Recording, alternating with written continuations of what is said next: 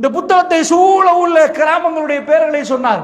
புத்தகத்திலே 16 வயசு நானா தன்னுடைய தங்கச்சியை கற்பழித்தது தெரியுமான்னு கேட்டார். புத்தகத்தில் அப்ப அண்மையாக ஒரு வாப்பா தன்னுடைய பிள்ளையை கற்பழித்து விட்டார் என்றார்.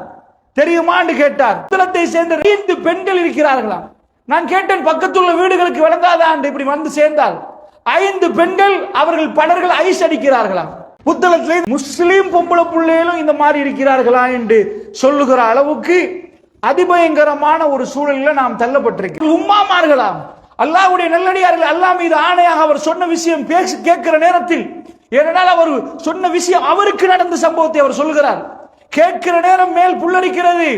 அல்லாஹ்வுடைய நல்லடியார்களே, அவ்வளவு படுபயங்கரமான நிலைமைக்கு எங்களுடைய சமுதாயம், ரசூலுல்லாஹ்வுடைய உம்மத் தள்ளப்பட்டிருக்கிறது. இந்த சமுதாயம் மற்ற சமுதாயங்களோடு பார்த்தால் ரெண்டும் ஒன்று என்று சொல்லுகிற அளவுக்கு ரொம்ப மோசமான நிலைமைக்கு தள்ளப்பட்டு போகிறது.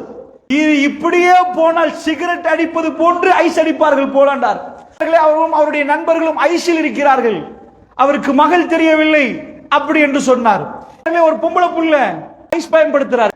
அவருடைய தங்க, அதாவது படிக்க வந்த இடத்துல காதுல களத்துல ஏதாவது வச்சிருப்பாங்களா இல்லையா? நான் நினைக்கிறேன் இந்த காதுல உள்ளவைகளை எடைக்கெடை காணாமல் போகிறதா.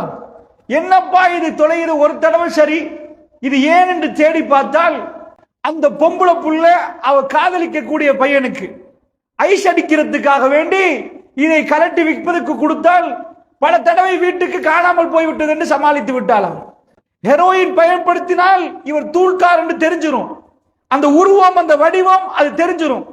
இப்ப போகிற இடங்கள் எல்லாம் பாடசாலைகள் வழியாக பிள்ளைகள் இந்த போதைப் பொருளுக்கு அடிமையாக இருக்கிறாங்க. பெண் பாடசாலைகள், மகளிர் கல்லூரிகள், பெண்கள் பாடசாலைகள் கூட அந்த மாதிரியான ஒரு அச்ச நிலைமைக்கு முஸ்லிம் சமுதாயத்தில் நான் கேட்ட வகையில் இது முதல் தடவை என் காதுக்கு வரக்கூடிய அளவுக்கு அதிபயங்கரமான ஒரு சூழலில் நாம் தள்ளப்பட்டிருக்கிறோம்.